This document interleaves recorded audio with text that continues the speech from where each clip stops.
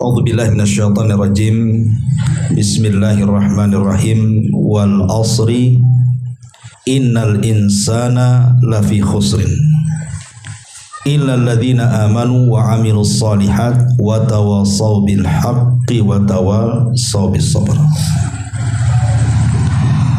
Sering saya ulang-ulang bahwa di dalam Al-Qur'anul Karim surat paling pendek itu terangkai dari 3 ayat saja, dan itu ada di 3 surat.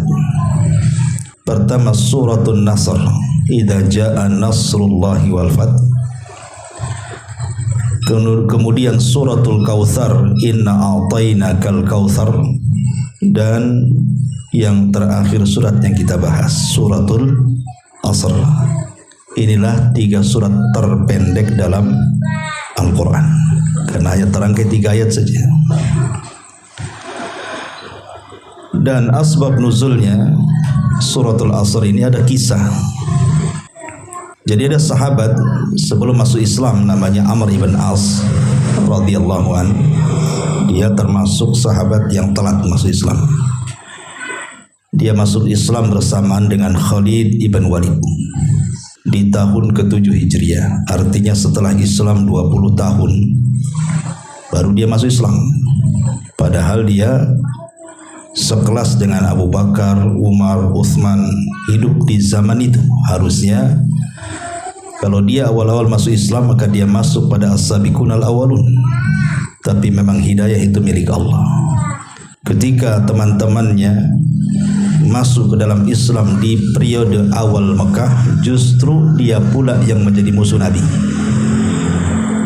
Tetapi belakangan setelah Rasul hijrah dan Islam sudah berdiri 7 tahun di kota Madinah, baru kemudian dia datang bersama Khalid ibn Walid masuk Islam. Jadi Amr ibn As ini satu hari dia berziarah ke Bani Hanifah, ke rumahnya si nabi palsu namanya Musailamah Al-Kadzab. Nah, kebetulan Musailamah Al-Kadzab itu tahu bahwa rumahnya Amr ibn As dengan Rasul itu kan tidak jauh. Artinya Amr ibn As paham tentang Nabi SAW. Jadi Musailamah Al-Kadzab ini mulai berbincang dengan Amr ibn As soal wahyu yang didengar oleh Amr ibn As dari Nabi SAW. Karena walaupun dia musyrik, orang-orang musyrik Arab itu kan terbiasa menghafal syair, karena mereka menganggap Quran itu syair. Jadi sebagian surat-surat pendek mereka hafal. Jadi Musailamah Al-Kadzab ini bertanya, apa yang terakhir kau dengar dari si Muhammad itu? Maka Amr ibn As menceritakan bahwa yang terakhir aku dengar dari mulut dia itu adalah surah Al-Asr. Kemudian dibacakan surah itu di hadapan Musailamah Al-Kadzab. Maka Musailamah Al-Kadzab tiba-tiba mengatakan, ya, di waktu turun surat itu turun kepada Muhammad, maka di waktu yang sama Jibril pun datang kepadaku dan menurunkan wahyu. Jadi Amr ibn As ini bertanya kepada Musailamah Al-Kadzab, apa wahyu yang diturunkan Jibril kepadamu, katanya. Maka Musailamah Al-Kadzab membacakan suratul Wabar. Al-Wabaru wa ma adraka mal wabaru lahu udhunani was sadru. Wabar, tahukah wabar? Itulah binatang yang punya 2 kuping dan dada yang membusung, katanya. Wabar ini semacam kucing gitu, binatang yang berbulu gitu. Jadi Amr ibn As ini mengatakan, wallahi demi Allah, innaka ta'lam wa inni a'lam annaka kadhib. Dia mengatakan apa? Wahai Musailamah Al-Kadzab, innaka la ta'lam, sesungguhnya muatkan gitu. Oh, kamu benar, Muhammad yang salah gitu ya. Ini indah, malah mendustakan wahyunya si nabi palsu itu Musailamah Al-Kadzab itu. aku tahu bahwa engkau ini pendusta katanya. Karena orang Arab itu di atas kemusyrikan mereka, dusta itu aib bagi mereka. Walaupun orang-orang musyrik itu menyembah berhala, tapi pantang untuk berdusta, gitu maksudnya.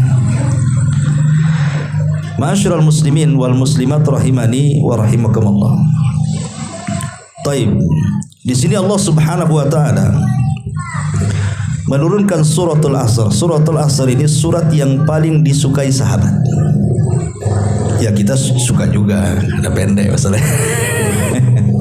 Makanya kalau sholat asik wal asri kayaknya lam yakunil itu kepanjangan gitu. Maksudnya para sahabat menyukai suratul Asr ini karena suratul Asr ini tergabung seluruh agama. Isi agama Islam itu semua ada dalam suratul Asr. Makanya kata Imam Syafi'i rahimahullahu taala mengatakan, "Lau ma anzalallahu illa hadhihi surah lakafathum." Kalau Allah tidak menurunkan Quran kecuali surat ini saja cukup katanya. Karena terkandung semua isi agama. Makanya sahabat suka dengan surat ini. Saking sukanya dengan surat ini para sahabat ini, kalau mereka ngobrol sesama mereka, entah di warung kopi mungkin bahasa kitanya, atau di masjid, 2-3 orang ngobrol gitu ya. Nanti setelah selesai obrolan itu, sebelum mereka berpisah, maka satu di antara mereka akan membacakan surat ini dan mengatakan, tunggu dulu, jangan bubar dulu. Wal asri innal insana lafi khusrin illa alladziina amanu wa amilus shalihat wa tawassaw bil haqq wa tawassaw bis sabr. Ayo kita bubar. Nah gitu. Jadi sahabat itu saking sukanya dengan surat ini selalu dibaca di akhir majelis, dan ulama mengatakan adalah sunnah yang ditinggalkan, sunnah sahabat yang ditinggalkan oleh kita. Karena saya tidak pernah mendengar ada orang habis ngobrol kumpul-kumpul baca wal asri gitu. Kalau kita baca itu disangka salah baca. Di masjid lah baca Quran katanya. Padahal itu sunnah. Yang disunnahkan selain doa kafaratul majlis adalah membaca suratul Asr. Ya. Ma'asyiral muslimin yang dimuliakan Allah Azza wa Jalla, baik kita masuk pada tafsir singkatnya. Allah Subhanahu wa taala mengatakan wal asri, demi asr. Apa itu asr? Ada yang mentafsirkan al-asr di sini artinya waktu asar. Wal asri artinya demi waktu asar. Dan Al-Quran tidak pernah menyebut waktu sholat kecuali 3. Pertama wal fajri, demi waktu fajar. Di situ ada sholat subuh, sholat fajar. Wadduha wal laili idza saja, demi waktu duha. Di situ ada sholat duha. Wal asri, demi waktu asar. Di situ ada sholat asar. Dan Allah tidak pernah mengatakan wal maghrib, wal isya, nggak pernah. Wal zuhur, nggak. Ya. Kenapa? Ada yang mengatakan bahwa kenapa Allah hanya menyebutkan waktu fajar, waktu duha, dan waktu asar? Karena rahasia hidup manusia itu ada di 3 waktu ini. Makanya disebutkan 3 saja. Tapi ada juga yang mengatakan wal asri, artinya asar di sini generasi. Jadi asru sahabah, ya generasi waktu sahabat. Asri Syafi'i, ya generasi waktu Syafi'i. Dan begitu seterusnya. Tapi ada juga yang mengatakan asar itu artinya mulai daripada kita hidup sampai kita wafat itu disebut asar. Taib. Tapi intinya bahwa asar itu bicara waktu. Itu inti daripada kenapa Allah Subhanahu wa taala menyebut kalimat asar. Artinya Allah Subhanahu wa taala ingin bersumpah dengan waktu. Dan di dalam Al-Qur'anul Karim paling banyak Allah Subhanahu wa taala itu bersumpah dengan waktu. Seperti yang tadi saya sebutkan, wal fajri, waktu fajar, wad duha, waktu duha, wal laili, waktu malam, wan nahari, waktu siang. Hampir Quran itu lebih banyak bersumpah dengan waktu dibandingkan dengan makhluknya yang lain. Kenapa? Karena waktu ini sangat istimewa di hadapan Allah, dan manusia berjalan dengan waktu, dan waktu ini akan dipertanggungjawabkan di hadapan Allah. Makanya Rasul mengatakan, la tazulu qadama 'abdin hatta yus'al an arba'. Tidak mungkin bergeser kaki anak Adam sampai ditanya 4 perkara. Semua bicara waktu. Pertama, an umrihi fi ma'afna, tentang umurnya, kemana kau habiskan. Wa an syababihi fi ma'abla, waktu mudamu kemana kau lampiaskan. Wa an ilmihi fi ma'amila fi, tentang ilmumu sudahkah diamalkan. Wa an malihi min aina iktasabahu wa fi ma'anfaqahu, tentang harta dari mana kau dapat, kemana kau belanjakan. Ini empat-empatnya butuh waktu. Umur, waktu. Masa muda, waktu. Mencari ilmu dan mengamalkan, butuh waktu. Mencari harta dan membelanjakan, butuh waktu. Semua akan ditanya. Makanya karena waktu ini akan ditanya, orang yang berakal tidak mungkin menyia-nyiakan waktu. Orang yang berakal itu tidak mungkin menyia-nyiakan waktu. Sekarang jam berapa? Jam 9 kurang. Ya. Alhamdulillah antum bisa hadir di sini dan mengaji suratul Asr. Tapi di waktu yang sama di luar sana, boleh jadi saudara-saudara kita sedang mabuk, sedang narkoba, di tempat-tempat diskotik, sedang bermaksiat kepada Allah Azza wa Jalla, sedang berzina dan begitu seterusnya. Padahal waktunya sama. Kita di sini ngaji, di luar sana ada saudara kita yang sedang bermaksiat kan? Siapa yang beruntung? Kita yang beruntung di sini. Karena orang yang berakal itu tidak mungkin menyia-nyiakan waktu. Waktu tetap waktu. Tapi ada orang yang berakal, ada orang yang tidak berakal. Orang yang berakal pasti akan memanfaatkan waktu. Dan orang yang tidak berakal, dia tidak peduli dengan waktunya. Makanya kalau kita lihat orang-orang barat, ikhwan, ya, orang-orang barat itu mereka sampai membuat teori tentang waktu, dan mereka mengatakan bahwa rahasia suksesnya manusia itu ada pada waktu, sebagaimana rahasia bangkrutnya orang itu ada pada waktu. Jadi waktu itu rahasia sukses dan rahasia bangkrut. Itu orang barat. Mereka sampai membuat manajemen waktu kan. Karena bagi mereka waktu itu rahasia dua-duanya tuh.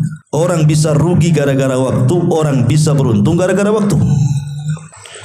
Sehingga orang-orang barat itu, supaya waktu mereka itu sangat bermanfaat, sampai mereka menghitung waktu itu dengan uang.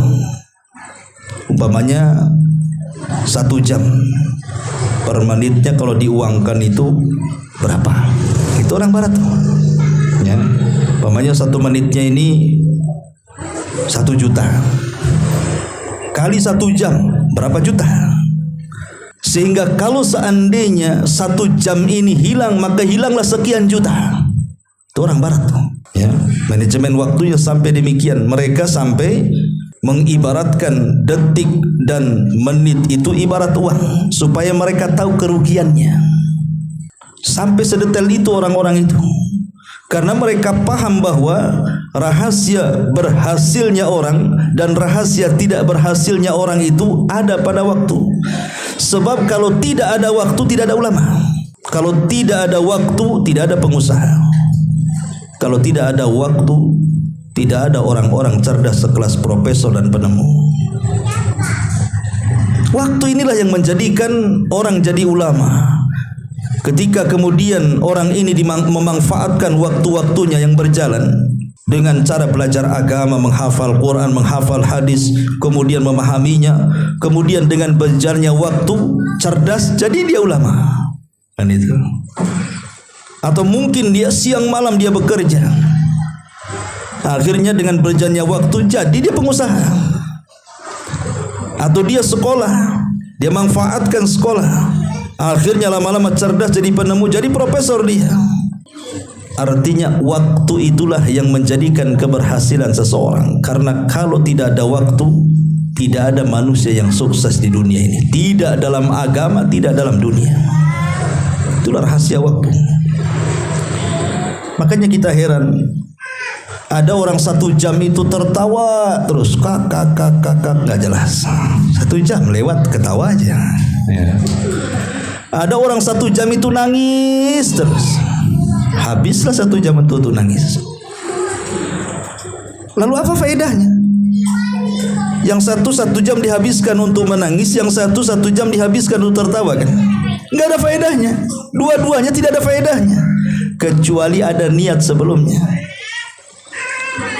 Kalau niatnya dia menangis 1 jam itu karena takut kepada Allah Subhanahu wa taala, maka Rasul mengatakan al-ainani la tamassuhuman nar. Ada 2 mata yang tidak mungkin disentuh api neraka. Salah satunya ainun bakat min khasyatillah. Mata yang menangis karena takut kepada Allah. Berarti tangisan 1 jam karena niatnya takut, berpahala semuanya tuh. Tapi kalau nangisnya karena mikirin utang, 1 jam nangis mikirin utang, apa faedahnya? Nggak ada faedahnya. Ya. Atau orang tertawa kakak 1 jam itu, apa faedahnya? Kecuali ada niat sebelumnya. Seperti yang dikatakan dalam Al-Quran ketika Sulaiman melihat semut yang mengatakan kepada anak buahnya, udkhulu masakinakum la yakhtimannakum Sulaiman wa junuduhu am la yashurun. Masuk ke rumah. Ntar lagi Sulaiman mau datang tuh sama pasukannya. Nanti kalian diinjak kapok kalian, katanya. Mereka enggak tahu nginjak kalian. Sulaiman dengar. Sulaiman kan paham bahasa binatang. Ya. Jadi Sulaiman karena merasa bersyukur dia paham bahasa binatang, sementara yang lain tidak paham dengan bahasa binatang, dia pun tersenyum dan tertawa. Fatabassama dhahikan min qauli. Maka dia senyum dan tertawa karena bersyukur. Ya. Kalau tertawanya tersenyum hanya bersyukur, berpahala dia. Seperti Sulaiman bersyukur dia paham bahasa binatang, maka dia tersenyum dan tertawa melihat semut. Tapi jangan antum niru-niru Sulaiman. Nengok semut tawa antum. Apa antum nengok senyum di atas gitu kan. Nggak ada urusan antum dengan semut kan itu. Ma'asyiral muslimin yang dimuliakan Allah Azza wa Jalla. Jadi ada orang yang kemudian betul-betul bisa memanfaatkan waktu. Kalau saya analogikan begini, ikhwan. Kalau seandainya antum semua ini saya kasih ruko satu-satu, ya, di pasar sini saya kasih ruko satu-satu antum, gratis, free. Kemudian yang kedua saya kasih modal masing-masing 100 juta. Kemudian saya katakan, pakailah ruko ini 1 tahun, nih modalnya. Nanti setelah 1 tahun kalian cukup mengembalikan modal saja. Kemudian di antara antum ada yang betul-betul siang malam memanfaatkan ruko itu. Dengan modal yang saya kasih 100 juta, antum belikan spare part apa dijual, pokoknya siang malam jualan. Ya. Yang satunya pula berpikir 100 juta banyak juga nih, kan mengembalikannya masih 1 tahun, masih lama lah. Ya nyantai-nyantai aja lah kan gitu. Buka jam 8, tutup jam 10, istirahat lagi, nanti zuhur istirahat, asar buka lagi, nanti maghrib tutup. Nanti aja lah, kan masih setahun, masih lama. Nih lihat nanti hasilnya di ujung nih. Ini yang pertama nih, yang betul-betul memanfaatkan modal dan ruko itu, pasti dia akan dapat keuntungan kan, karena siang malam dia buka. Boleh jadi setelah 1 tahun bukan hanya antum bisa mengembalikan modal, boleh jadi mungkin 10 kali lipat untung dari modal itu. Tapi yang 1 tahun ini mereka suka-suka buka, suka-suka tidak, boleh jadi habis modalnya. Dan mungkin setelah 1 tahun jangan lagi cerita mengembalikan modal, yang ada mungkin saya marah-marah karena modalnya tak balik. Apa bedanya 2 orang ini? Waktu itu juga 1 tahun, ruko sama juga, modal sama juga, apa masalahnya? Jumlah modal sama, besar ruko sama, waktunya juga 1 tahun sama, ya waktu terus, itu juga waktunya. Yang membedakan satu berakal, dia bisa mengelola modalnya sampai dapat keuntungan besar. Dengan akalnya cerdas dia, akhirnya bukan hanya mengembalikan modal, banyak pula dapat keuntungan. Yang satunya pula hilang akal, tak berakal dia. Suka-suka dia usaha, akhirnya tak berhasil. Jangan lagi cerita untung, modal pula tak balik karena tak berakal. Lah kalau kita kiaskan, ini urusan dunia. Urusan dunia saja, waktu itu menentukan apa? Keberhasilan dan tidaknya urusan dunia kan? Urusan dunia loh ya. Apalagi cerita akhirat. Ya. Sekarang saya tanya, berapa usia antum? 43. Berapa Quran sudah hafal? Berapa hafal Quran? 1 juz, 2 juz, 3 juz? Nggak ada kan? Ya. Tapi ada orang namanya Musa, anak kecil, belum balik, hafal dia 30 juz. Apa bedanya antum dengan Musa tuh? Sama-sama manusia. Ya. Waktu itu juga sama, juga berlalu dengan antum. Harinya sama 24 jam, minggunya sama 7 hari, bulannya sama 4 minggu, tahunnya sama 12 bulan. Apa bedanya? Ya kan? Karena yang satu fokus dengan Quran, akhirnya belum balik dah hafal Quran gitu. Yang satunya tak fokus pula, bercabang-cabang akalnya kemana-mana. Ya jangan lagi 30 juz 30 saja angkat tangan.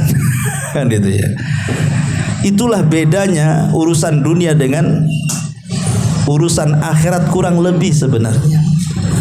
Kalau orang bisa manfaatkan waktu yang luar biasa, berhasil dia. Ya. Ma'asyiral muslimin yang dimuliakan Allah Subhanahu wa taala. Lah di sini Allah Subhanahu wa taala mengatakan wal asri, demi masa, demi waktu. Dan Allah tidak bersumpah dengan waktu kecuali memang waktu itu istimewa di hadapan Allah Subhanahu wa taala. Makanya di dalam Al-Qur'an Allah pernah menyinggung bagi orang-orang yang usianya sudah sampai kepala 4. Apa kata Allah? Awalam nu'ammirkum ma yatadzakkaru fihi man tadzakkar.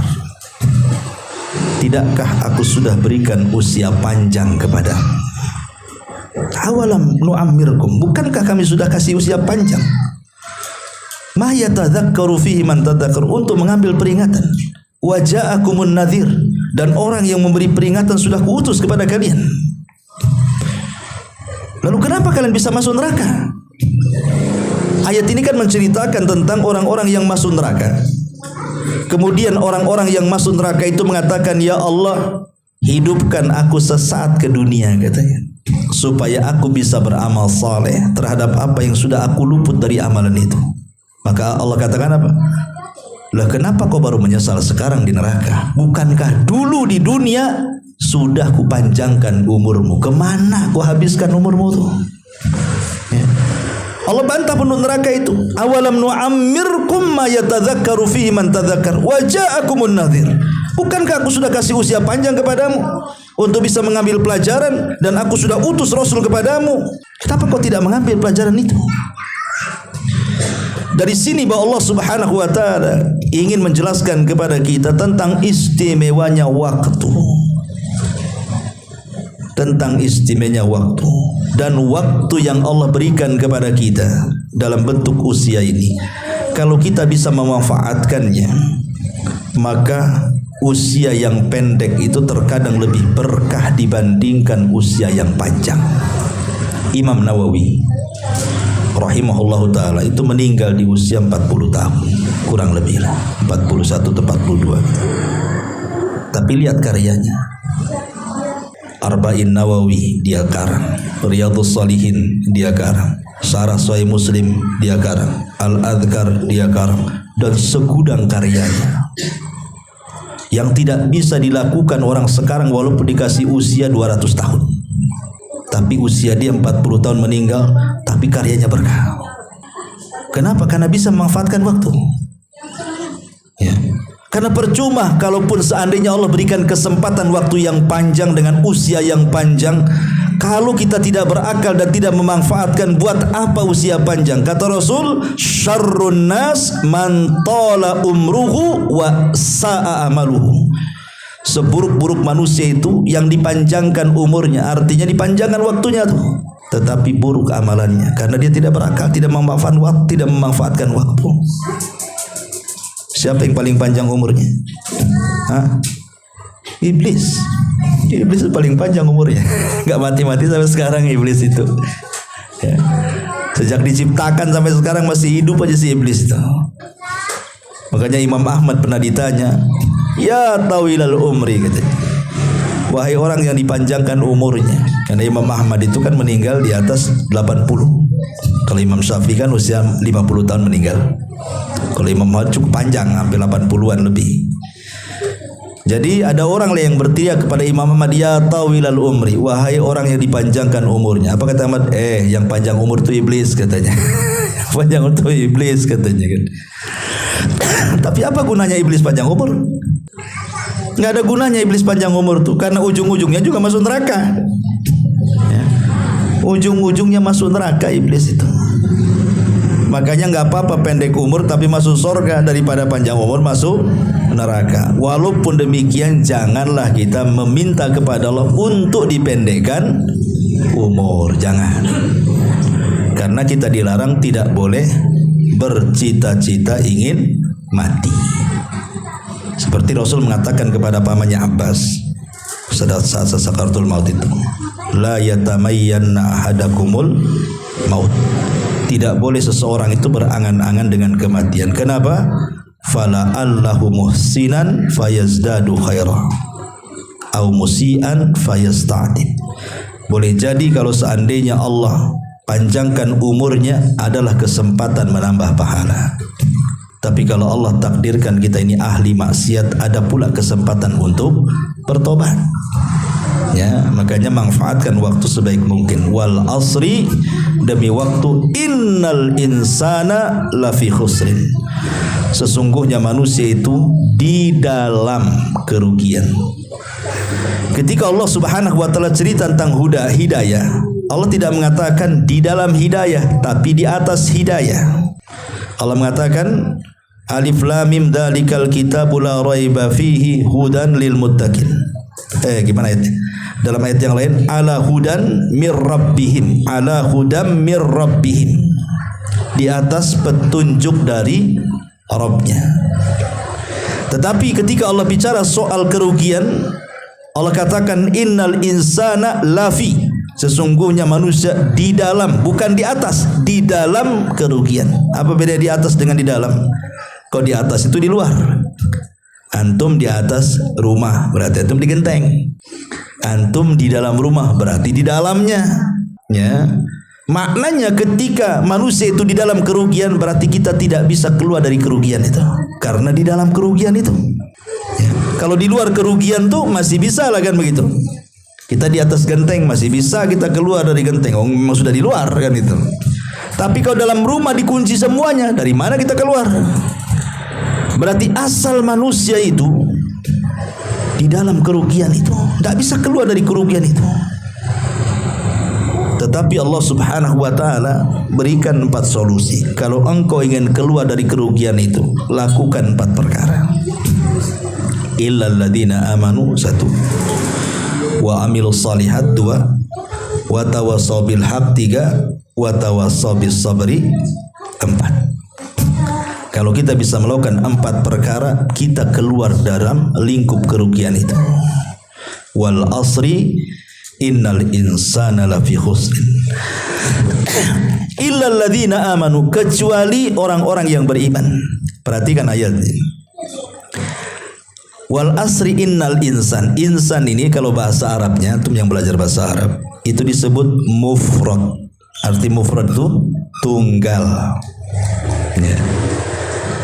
Tetapi ketika Allah mengatakan illal ladzina amanu, kecuali orang-orang yang beriman, berarti kan jamak, banyak orang-orangnya. Sementara ketika Allah menyebutkan insan itu tunggal, harusnya Allah katakan An-nas. Wal asri innan nasa lafi khusrin. Harusnya gitu. Ya, karena nas itu artinya jamak, berarti sesuai dengan kalimat setelahnya jamak juga. Tapi ini tidak. Kalimat sebelumnya mufrad tunggal insan, tapi kalimat setelahnya jamak, illal ladzina amanu, kecuali orang-orang yang beriman. Ulama tafsir mengatakan, kenapa menggunakan jamak? Karena terkadang membentuk iman itu tidak bisa dibentuk sendirian, kecuali harus berjamaah.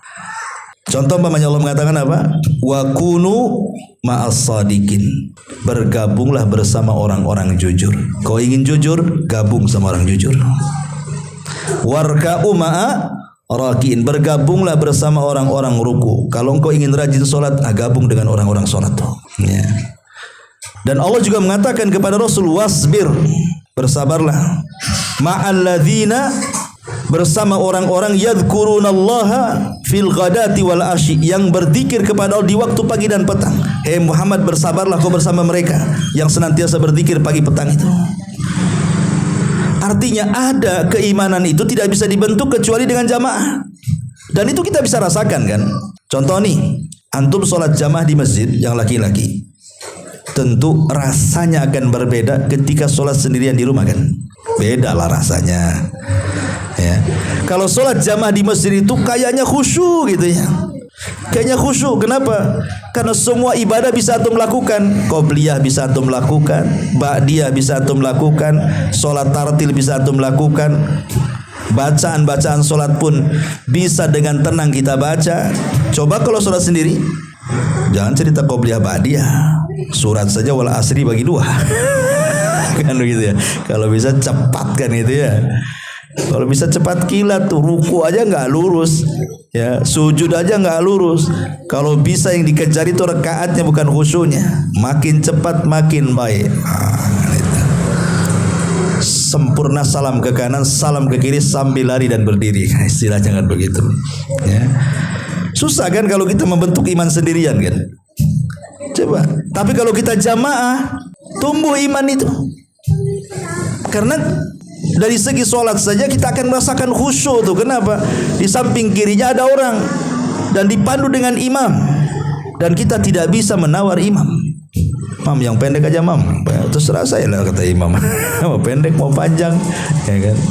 Artinya bahwa kenapa disebut jamak? Karena tadi saya katakan keimanan itu terkadang harus dibentuk dengan sistem jamaah. Puasa Ramadan.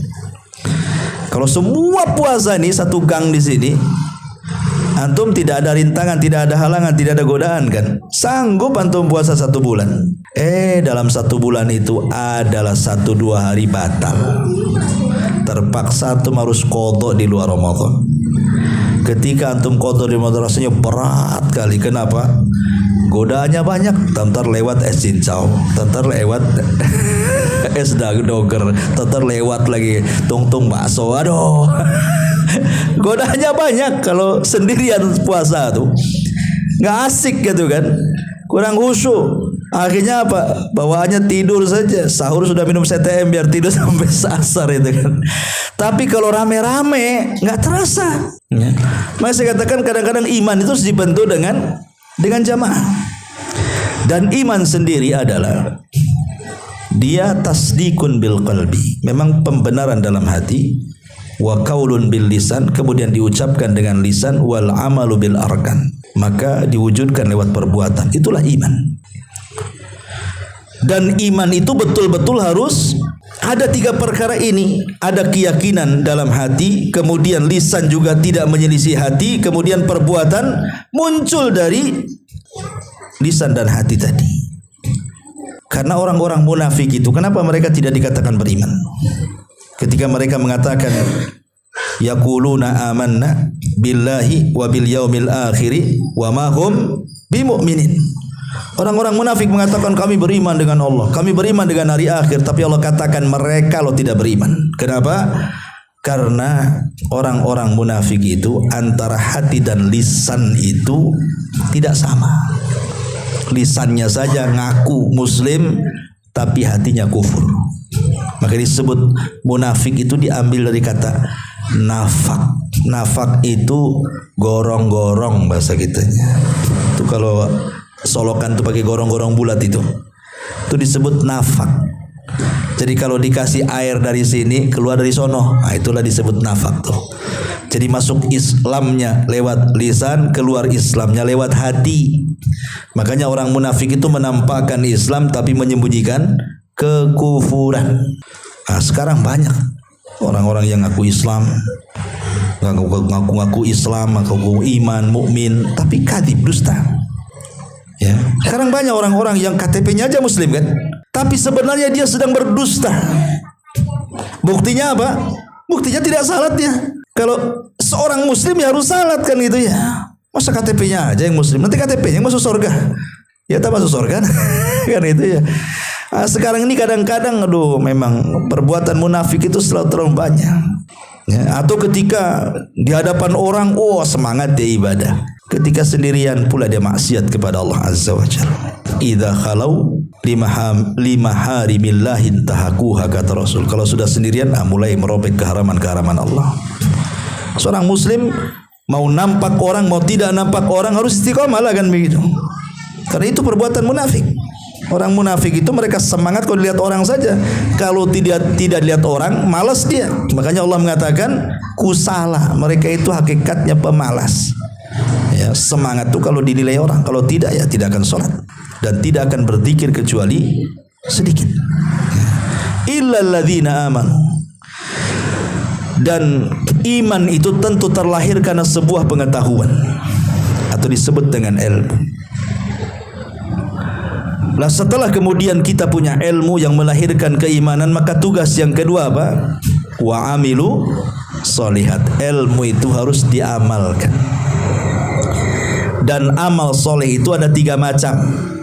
Ada amal hati, ada amal lisan, dan ada amal perbuatan. Amal hati seperti ikhlas, tawakal, takut, mengharap, itu amal hati. Amal lisan baca Quran, berdakwah, berzikir, itu amal lisan. Amal perbuatan sholat, ya kan, puasa, dan begitu seterusnya. Tapi dari 3 macam amal ini yang paling utama mana? Yang paling mulia dari 3 amalan ini amalan hati. Amalan hati itulah yang menentukan semuanya. Contoh, kalau seandainya tidak ada keikhlasan dalam hati, ditolak amalan lisan. Bahkan amalan badan pun ditolak.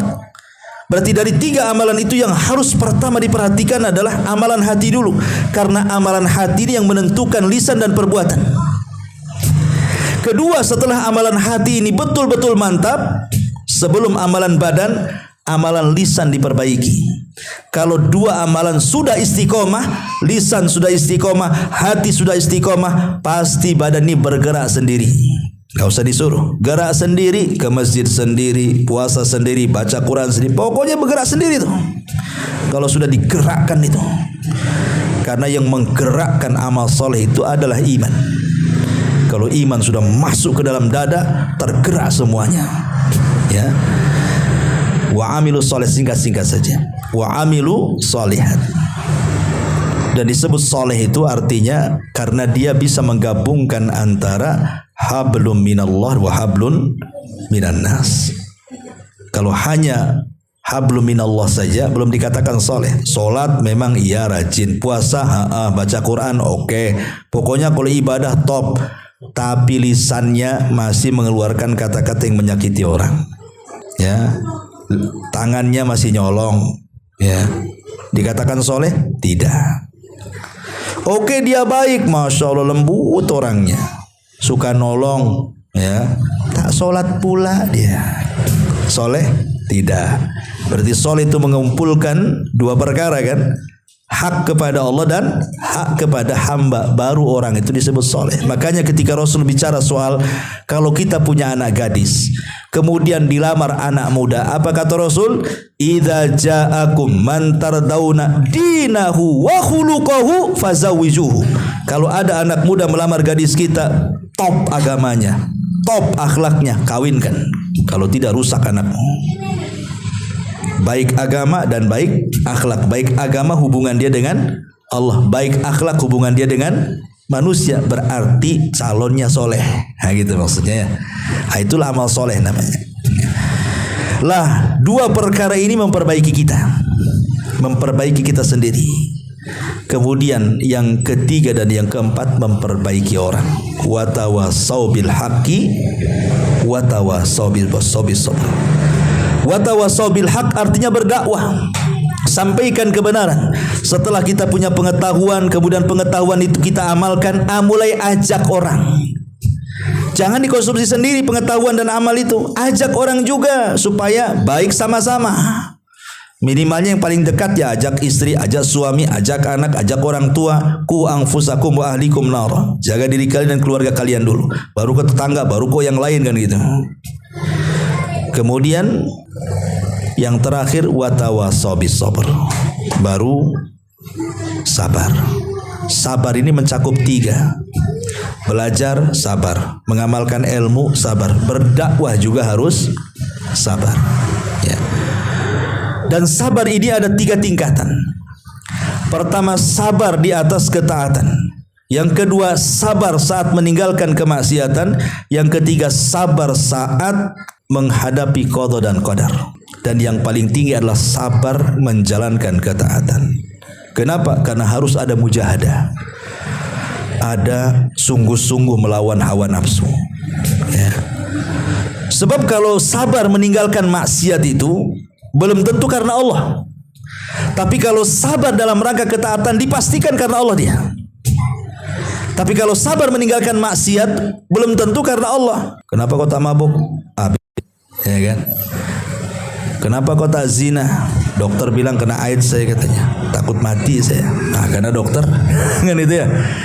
Jadi tingkatannya nomor 2 dia kalau sabar meninggalkan maksiat itu. Yang paling tinggi sabar di atas ketaatan. Karena tidak mungkin orang itu sabar sholat kecuali karena Allah. Kalau karena manusia nggak akan sabar sholatnya, pasti akan kilat khusus. Ya kan? Makanya diletakkan di tingkat yang paling tinggi itu sabar karena Allah. Baru yang kedua sabar dalam rangka meninggalkan maksiat. Yang terakhir baru sabar ketika menghadapi qada dan qadar. Dan sabar menghadapi qada dan qadar itu manusia terbagi menjadi 4. 1, ada yang tidak terima. Karena orang itu kadang-kadang senang kalau ditimpa nikmat, pusing ketika ditimpa musibah. Ketika ditimpa musibah inilah orang tidak sabar ketika menghadapi qada dan qadar. Akhirnya yang golongan yang pertama ini tasakhut, enggak ikhlas hatinya, lisannya muring-muring. Kadang-kadang mencela Allah, kadang-kadang mencela orang. Nah, ini seburuk-buruk orang. Yang kedua, lisan memang diam, tapi hati tak terima. Gondok gitu ya. Nyesel, sakit ya. Diam hatinya, lisannya berusaha untuk diam. Tapi jangan coba-coba diajak ngobrol, keluar semua nanti. Tapi itu kan kelompok yang kedua, oke lah di bawahnya. Yang ketiga ikhlas dan redho. Ya sudahlah, mau diapakan lagi.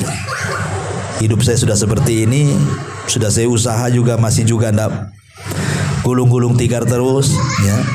Atau sakit sudah berusaha berobat juga tak sembuh-sembuh, ya sudahlah, saya ikhlas, redho. Dan yang terakhir tentu yang paling baik menggabungkan sabar dan syukur. Bukan hanya ikhlas, bukan hanya ridho, tapi dia bisa mengucapkan alhamdulillah. Bukan mengucap alhamdulillah dari musibah dia, bukan. Ya, tapi mengucap alhamdulillah itu maksudnya karena masih ada nikmat yang melekat di badannya. Seperti Urwah bin Zubair ketika diamputasi kakinya, dia mengucapkan apa? Alhamdulillah. Urwah, kakimu lo sudah nggak ada. Alhamdulillah. Kenapa? Allah kasih 4 anggota badan, 2 tangan 2 kaki. Kalau 1 hilang masih ada 3. Nah gitu maksudnya. Di waktu yang sama Urwah, anakmu meninggal loh. Pas dipotong tuh kakinya, kabar anaknya meninggal. 2 musibah berturut-turut tuh. Alhamdulillah kata Urwah. Anakmu meninggal Urwah. Alhamdulillah. Kenapa kau mengucap alhamdulillah? Anakku lo 7. Kalau mati 1 tinggal 6, selesai. Nah gitu maksudnya ya. Kita ini udah muring-muring tuh, hilang dompet tuh kayak kiamat tuh. Padahal rumahnya gak hilang. Nah, jadi kalau orang bisa ikhlas, bisa ridho, plus syukur, mengucap alhamdulillah, ini tingkatan tinggi menghadapi qada dan qadar itu. Ya. Wallahu a'lam.